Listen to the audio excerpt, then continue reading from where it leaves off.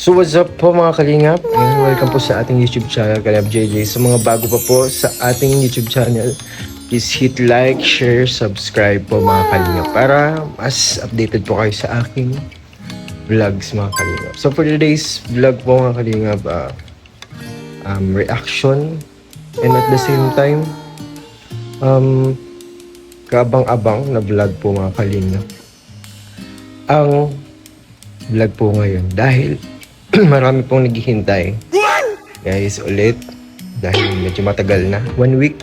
So malagi naman po may rotation mga kalingap kapag natatapos ang mga love team na pag-vlog. So ngayon mga kalingap, ang pinakaabangan niyo pong part 78 po mga kalingap.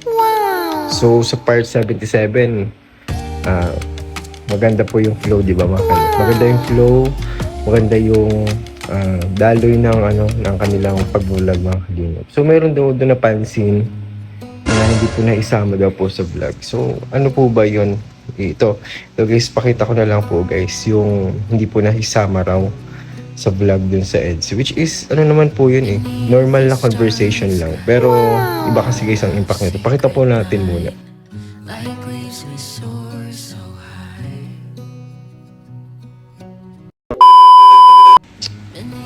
So yun po yung deleted scene sa part 77 mga kalingap. So yung scene po na yun mga kalingap, after yun sa arcade games nila dun sa mall, dun sa SM mga kalingap. So yung usapan lang naman po dun ay yung about dun sa pag-uwi, pag namimiss na ng isa't isa. Kasi mauwi na nun yung part na yun. Pinag-usapan nila yun na uuwi na sila sa kanila. So medyo anong usapan kasi doon, intimate din. Sad din kasi nga yun nga, uuwi na, pero gusto pa din nila magbanding. Kaya inalis yun guys kasi hindi pa naman guys hindi pa naman uuwi kasi that time. Ano pa lang yun, unang araw pa lang yun nun sa Manila, pag-vlog namin. So kami lang nun. Kasama po namin nun sila Joy, sila Carla, yan, Danjoy and Jomcar. Kasama po namin sila yun. So yun nga, ang conversation lang naman po dun ay after ng games, sweet sobra. Sweet yun sobra kasi may magical words dun guys. Alam niyo na guys yung magical words na sinasabi po ni sino kayang nagsabi guys. Hulaan nyo guys kung sino nagsabi. Comment kayo guys sa comment section kung sino nagsabi ng magical words. And yung magical word na yun guys ay grabe. Grabe pong impact nun. Kahit nga po ako, kahit nga si Pao, kung nakikita niyo po sobrang kilig. Kinikilig nga habang nag-camera. And first time ko po makasama si Pao that time, pagka-cameraman. Actually, kala ko nga po mag-isa lang po ako kasi si Derek, kami lang tatlo talaga. So palit-palitan lang kami kapag nagka-cameraman. Pero yun nga po, masaya yung yung part na sa arcade, yung sa Ferris wheel, doon nasabi nila yung kung ano ba yung pinakamahalagang moment sa kanila kung magkasama. Actually, walang si Kalingap Rab that time po. Talagang kami lang talaga. Parang banding lang. Parang iniwan lang po kami sa SM tapos bahala na kami mag-enjoy. Yun po kasi yun nga that time nag-asikaso din po sa Velvet. Yan. Yun po yung vlog po din. Pero ano naman po, napakasaya, napaka iba guys ang vlog po doon. Ibang-iba guys. Ano kaya ang mangyayari sa part 78, di ba? Kasi part 77 sobrang sweet. Grabe ang evolution guys nila.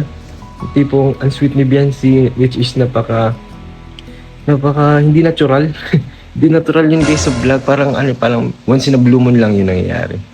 Parang bihira, di ba? Nakita ko si Biancy na sobrang sweet yung sa ribbon cutting. Yung sobrang intimate talaga, yung may physical touch, and then may words of affirmation, may sweet na, yun nga, magical word, ganun. So yun po, na kakaiba po yun kasi sobrang intimate. Ganun siguro talaga mga kalingap kapag pupunta po sila sa ibang lugar. Actually, hindi lang po EDSA. Lahat po sila guys kasi siguro, dahil nasusolo nila yung moment nila na magkasama sila.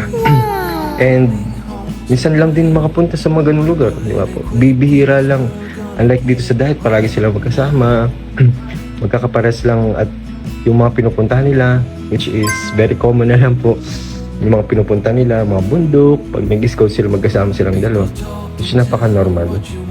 Kaya, siguro kapag umaalis sila dito sa diet, guys, yung out of town, na vlog, yun yung pinaka-intimate, guys. Naalala niyo sa Palawan. Hindi ba sobrang intimate din po ng mga love team doon. Kaya, para po sa akin, guys, let's vote na maraming vlog kapag nag-out of town.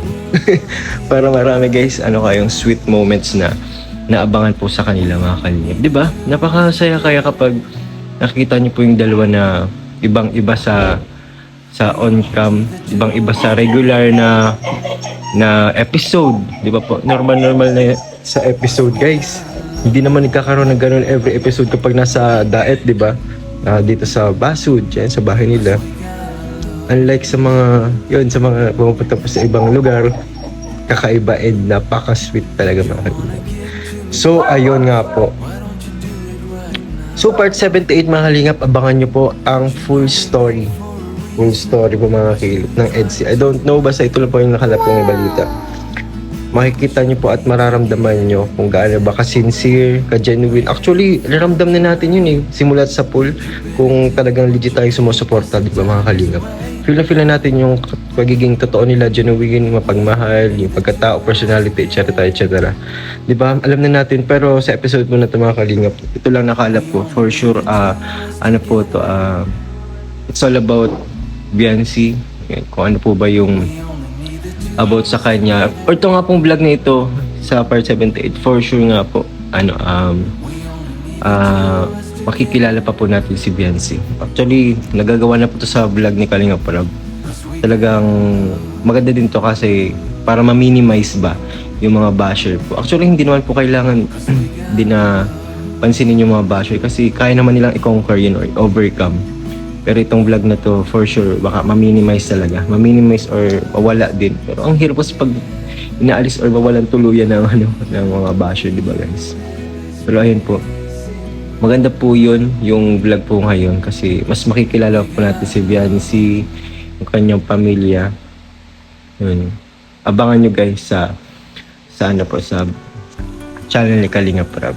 And kung hindi po yun yung mangyari, for sure, yan, vlog sa kanilang bahay. And yung mga nakakamiss, guys, sa masalong-salong, di ba?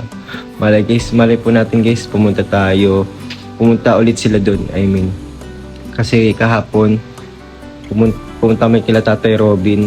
Nakita po namin doon si Nanay Hansel. Yan. Nakita po natin sila doon magpapamilya. Except kay Beyonce. Kasi nga po si Beyonce ay kasama ni Papa Eds pag-scout. So marahil ngayong araw, baka nandun pa sila sa masalong-salong.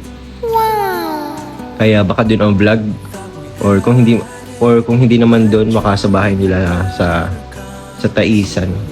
Pero sana, guys, mapanood po natin para 78. Kayo, guys, ano po ba yung insights nyo or ano po ba yung comment nyo regarding part 78?